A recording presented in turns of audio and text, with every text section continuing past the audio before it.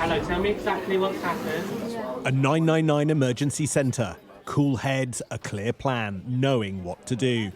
But what when the emergency system itself is broken? For months, these two say they've been prepping an answer in lockstep. Money, and lots of it, now coming in the budget. But what does it amount to?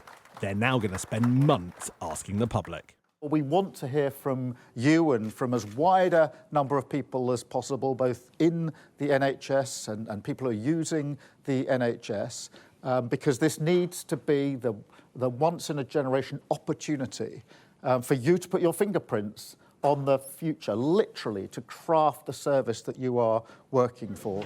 Put your ideas down. Until now, we've been told money is tight. But next week, the NHS will be the big winner in the budget. But are they sure how this cash will help? A year ago, you said there is no route out of the crisis in the NHS that simply requires spending more money. That's right. You talk a lot, as you have done today, about moving treatments to the community. But where in the community? Treatments done by whom? Paid for by whom? You're getting this money now. This is money without reform. I suppose you could say, well, you should just come in and impose your view of change. I just say to people, be careful what you wish for. The last time a new health secretary came in after a general election where their party won power, that was Andrew Lansley, the Conservatives, after 2010, who came down with a massive top-down reorganisation that nobody voted for, nobody wanted, cost billions and set the NHS up to fail. So I make no apology, actually. In fact, I think it is a good thing when you have a government that comes in with a very clear reform plan but says, we're going to involve people in it. You yourself have said that you've got to fix social care to fix the NHS, to free up more beds. Does the money that you're expecting from the Chancellor next week include the cost of fixing social care?